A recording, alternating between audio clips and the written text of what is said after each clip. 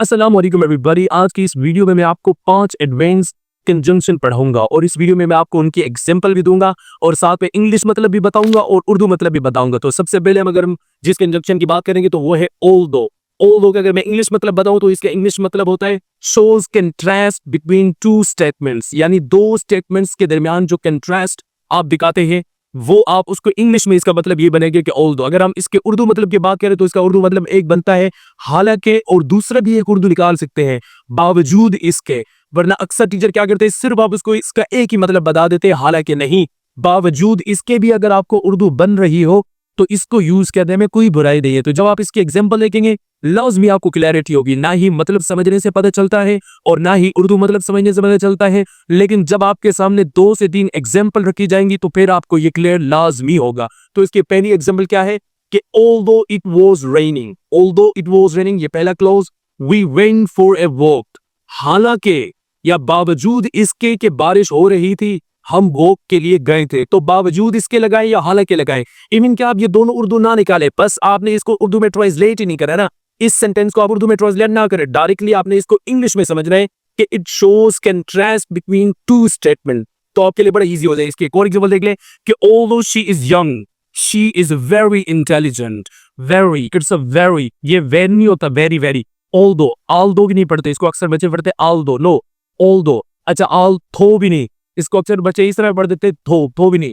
although, आल भी नहीं होता, जैसे we are, all नहीं, all, ball, all, tall, ये टाल भी नहीं होता, स्मॉल भी नहीं होता, बाल भी नहीं होता, आल भी नहीं होता, वाज भी नहीं होता, नहीं, was, small, bomb, थो, ये सारे इस तरह प्रोनाउंस करते हैं। दूसरा हमारे पास है वो है अनलेस। अब पहले अनलेस के हम इंग्लिश मतलब की बात कर लेते हैं। इसका इंग्लिश मतलब क्या होगा? इसका इंग्लिश मतलब है इफ नॉट। इससे आपको क्लैरिटी नहीं होगी। जब आप इसका उर्दू मतलब देखेंगे उससे भी आपको हो सकता है 50% क्लैरिटी हो, लेकिन जब आप एग्जाम्पल की तरफ जाएंगे तो mark my word, you are going to understand this word.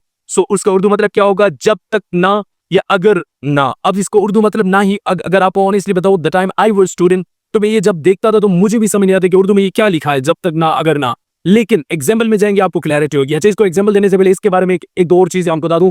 पहली चीज ये है कि अनलेस के फौरन बाद आप विल का क्लॉज नहीं लगा सकते, यानी आप फ्यूचर का कोई भी सेंटेंस नहीं लगा सकते। इवन दो, हालांकि आपके पास या बावजूद इसके उर्दू भी बन रही हो, तो वो उर्दू अगर फ्यूचर की बन रही हो तो उस फ्यूचर के टेंस को आपने प्रेजेंट के टेंस में आपने उसको कन्वर्ट कर देना है और उसके बाद आपने क्या करना है, उसको प्रेजेंट में लगा देना है। अगर कोई फ्यूचर एक्शन के सेंटेंस आए आपके पास उर्दू यही बन रही हो तो आपने उसको प्रेजेंट इंडेफिनिट में चेंज करना है। अगर फ्यूचर सिंपल स्टेट यानी शी विल बी हैप्पी आए तो शी इज हैप्पी कर देंगे, शी विल गो आए तो शी गोज कर देंगे। तो जितने भी सारे सेंटेंस फ्यूचर के बन रहे हो उसको आपने प्रेजेंट इंडेफिनिट में करना है। ये अनलेस का पहला रूल है, अनलेस के बाद आप विल नहीं लगा सकते। दूसरी इसकी आम बात यह है कि इसके बाद आप कोई नेगेटिव सेंटेंस यूज नहीं कर सकते, जैसे I unless I do not go. जब आप इसके एग्जांपल देखेंगे तो आपको क्लैरिटी होगी, अभी आपको बात समझ नहीं आएगी। तो इसके एग्जांपल क्या है कि यू वोंट सक्सीड, तुम कामयाब नहीं होगे। ये तो पहला क्लॉज है, ये अनलेस के बाद वाला नहीं है, तो इसमें आप विल लगा सकते हैं।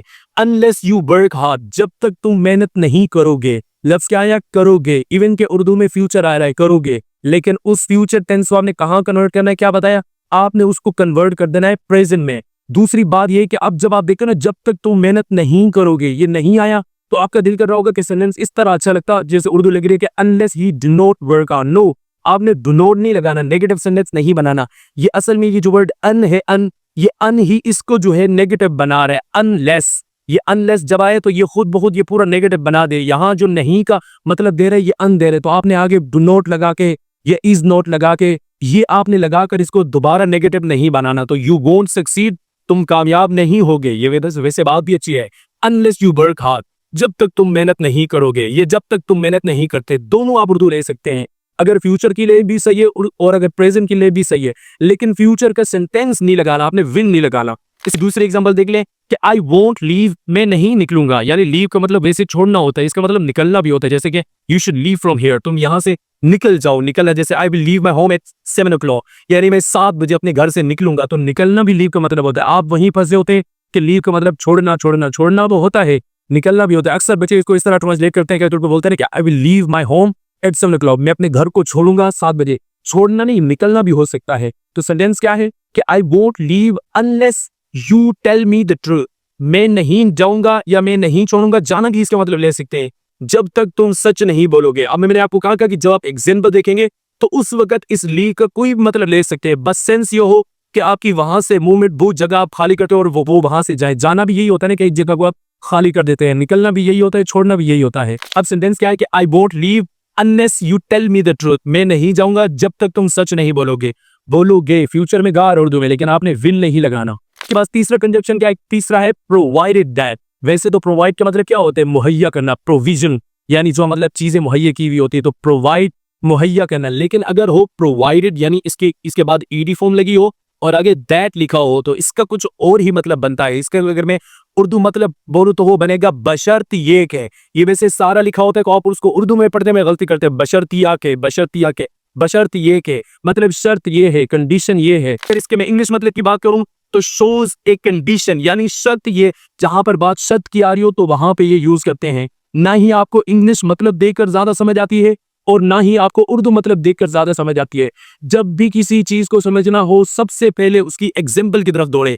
यानी मुझसे अगर पूछें the best way which I can recommend you कि आपने ना उर्दू मतलब देखे ना इंग्लिश मतलब देखे, उसकी जाके एग्जाम्पल देखे और अपने माइंड को इस तरह से ट्रेन करें। इन्हें अल्फाज सीखने हैं, I have to memorise, I have to learn vocabularies, not knowing by their meaning, by their Urdu meaning, by their English meaning. No, the best way, highly recommended way is कि आपने उस word को example में इस्तेमाल होते हुए देखें। तो एग्जाम्पल क्या होगी, एग्जाम्पल क्या है कि यू कैन गो आउट, आप यू कैन गो आउट, आप बाहर जा सकते हो, प्रोवाइडेड दैट, बशर्त ये है कि या शर्त ये है, यू फिनिश योर होमवर्क, शर्त ये है कि तुम अपना होमवर्क मुकम्मल कर लो, तुम इस तब जा सकते हो, शर्त ये है ये तब जा सकते हो, कंडीशन ये है, हम ये है, इस तरह आप ये वर्ड यूज कर सकते हैं। दूसरी एग्जाम्पल क्या होगी कि ही विल विन, वो जीतेगा, provided that he works hard. इसके बाद भी याद रखना आपने विल नहीं लगाना, प्रोवाइडेड दैट के बाद भी इवन दो आपके उर्दू गा गी गए सब आ रहा हो, सेंटेंस प्रेजेंट इंडेफिनिट में आपने लगाना है। तो ही विल विन, वो जीतेगा, प्रोवाइडेड दैट शर्त ये है